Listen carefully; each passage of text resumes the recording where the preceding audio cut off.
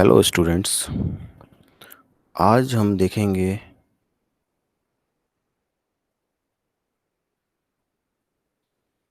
एक्सेल्स को। एक्सेल्स के बारे में देखेंगे। इसमें डिफरेंट टाइप्स के एक्सेल्स होते हैं जो आप आज पढ़ेंगे। मैं अभी आपको ऑन स्क्रीन लेके चलता हूं जिसमें आप डिफरेंट टाइप्स के एक्सेल्स को देखेंगे, उसके बारे में समझेंगे। तो आइए देखते हैं डिफरेंट टाइप्स के एक्सेल्स।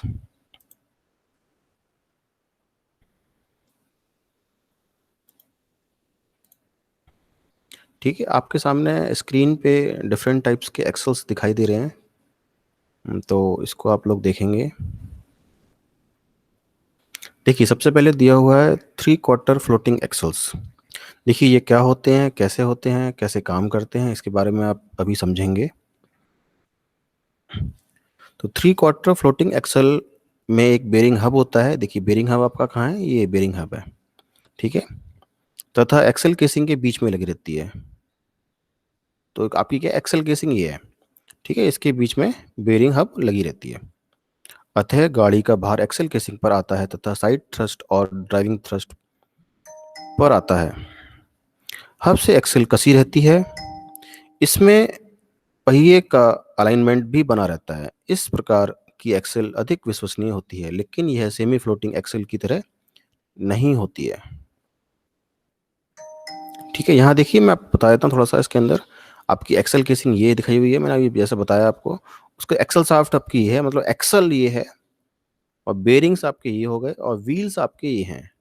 ठीक है, जैसे इसमें आपको बताया मैंने अभी कि ये एक बेरिंग हब होता है और एक एक्सेल केसिंग के बीच में लगी रहती है। एक्सेल केसिंग ये है, उसके बीच में आपका बेरिंग हब लगा हुआ है। ठीक है,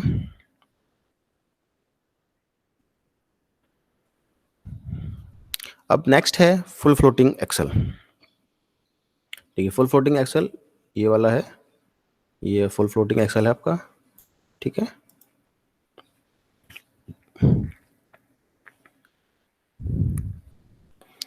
फुल फ्लोटिंग एक्सेल में दो बॉल बेरिंग या टेपर रोलर बेरिंग होते हैं। ये एक्सेल केसिंग तथा हब के बीच में फिट रहती है। एक्सेल के बाहरी सिरे पर फ्लैंज बनी होती है जिस पर बोल्टों द्वारा व्हील कसा रहता है। बेरिंग तथा एक्सेल किसी भी सिरे पर सपोर्ट नहीं रहती है, अतः यह गाड़ी के बाहर तथा एंड थ्रस्ट से मुक्त रहती है। यह सिर्फ ड्राइविंग टॉर्क को ट्रांसमिट करती है, इसी कारण यह फुल फ्लोटिंग कहलाती है। बिना नट खोले तथा बिना पहिया हटाए या बिना व्हील हटाए हाउसिंग से एक्सेल को अलग किया जा सकता है। अन्य एक्सेलों की अपेक्षा यह एक्सेल अधिक मजबूत तथा भारी होता है। यह प्राय भारी गाड़ियों में प्रयोग किया जाता है, जैसे ट्रक्स, बसेस इत्यादि। ठीक है, तो ये आपकी इसकी अब देखते हैं इसमें कैसे कैसे है। ये देखिए, यहाँ पे उन्होंने ये एक्सेल केसिंग दिया हुआ है। ये एक्सेल केसिंग है। ठीक है, क्या देखिए, ये एक्सेल केसिंग है। दिख रहा है। ये एक्सेल केसिंग हो गया। मैं इसको थोड़ा एडिट मोड पर ले आता हूँ जिससे कि आप लोग आराम से देख पाएंगे। देखिए, ये आपका, सॉरी,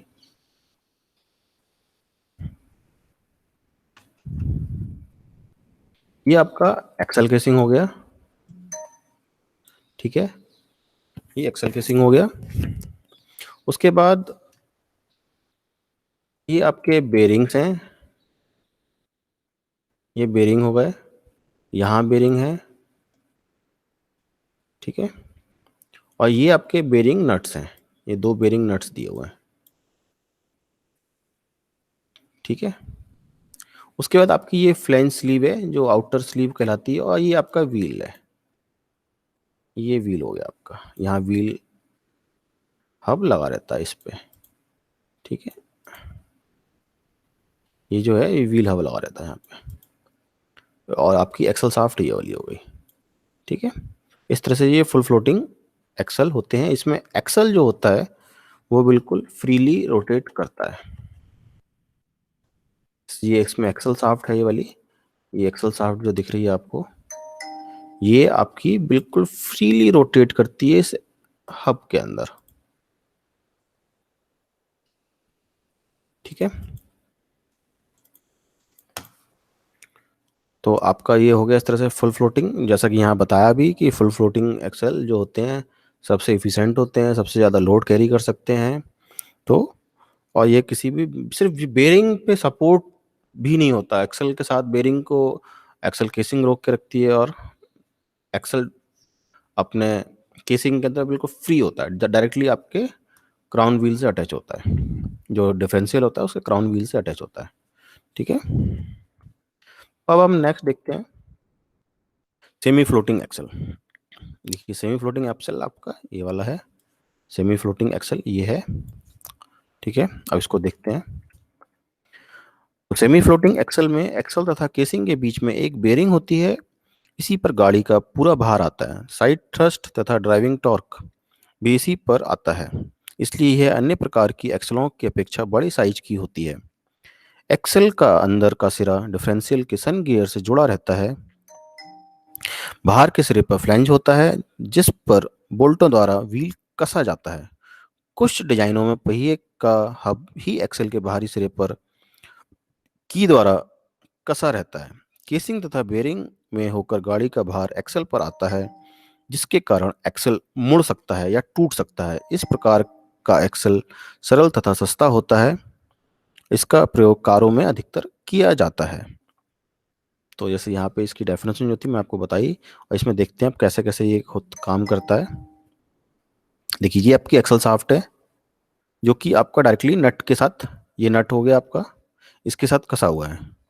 ठीक है, एक्सल नट हो गया ये, तो इसके साथ ये कसा हुआ है, इसके डायरेक्टली अटैच में रहता है। मान लीजिए अगर यहाँ से टूट जाए तो इसका ये पहिया जो है वो अलग हो जाएगा। तो इसका सबसे बड़ा ड्रॉबैक यही है कि यहाँ पे हम इसको टूटने के बाद अलग कर देते हैं, इसलिए ये हल्की गाड़ियों में या कार वगैरह में यूज किया जाता है। भारी गाड़ियों में यूज इसको नहीं कर सकते, क्योंकि लोड ज़्यादा होता है तो एक्सल टूटने की संभावनाएं बहुत ज़्यादा होती हैं, इसलिए इसको हम हल्की गाड़ियों में यूज करते हैं। जैसे देखिए यहाँ पे इसके बाद ये व्हील हब हो गया, ये टेपर की है, यहाँ पे ये टेपर की है, और ये आपकी एक्सल केसिंग हो गई। ये आपकी एक्सल केसिंग हो गई। यहाँ बेरिंग दिए हुए हैं, ये दो, सॉरी एक बेरिंग दिया हुआ है जो कि पूरा सर्कुलर में होता है, जैसे आपकी डायरेक्टली ये आपका एक्सल के ऊपर लगा हुआ है। ठीक है, तो इसके ड्रॉबैक सबसे ज़्यादा होते हैं, इसलिए इनको हम हल्की गाड़ियों में लगाते हैं। हल्की गाड़ियों में वजन कम होता है, जिसकी वजह से ये उसमें आराम से आसानी से काम कर जाता है। इन तीनों में सबसे अच्छा और इफिशिएंट जो एक्सल होता है वो फुल फ्लोटिंग एक्सल होता है। और 3/4 फ्लोटिंग एक्सल जो आपका ये वाला है, ये ज़्यादातर आपके 3 व्हीलर्स, ऑटो जो होते हैं या लोडिंग टेम्पो जो होते हैं उनमें लगा होता है। आपने देखा होगा, और ये हल्का-सा जो उसका डिफरेंशियल होता है वो सेंटर में ना होके थोड़ा साइड में होता है, इसलिए इसको 3/4 फ्लोटिंग एक्सल बोला जाता है। फुल फ्लोटिंग में क्या है, डिफरेंशियल आपका सेंटर सेंटर में होता है और एक्सल बिल्कुल फ्री होते हैं, टूटने के बाद भी पहिया गाड़ी से अलग नहीं होता है। और उसके तीसरा जो आपको बताया मैंने सेमी फ्लोटिंग एक्सल, इसमें क्या है, ये हल्की गाड़ियों में होते हैं, और इसमें एक्सल अगर टूट जाए तो पहिया आपका डायरेक्टली गाड़ी से अलग हो जाता है और एक्सीडेंट होने की संभावना बढ़ जाती है। ठीक है, तो इस तरीके से आपके ये 3 एक्सल्स के बारे में हो गया। ठीक है, आपका ये अभी एक एक्सेल का जो टॉपिक था ये पूरा हो गया। अब हम नेक्स्ट टॉपिक देखेंगे अगले टर्न पे। Okay, thank you very much.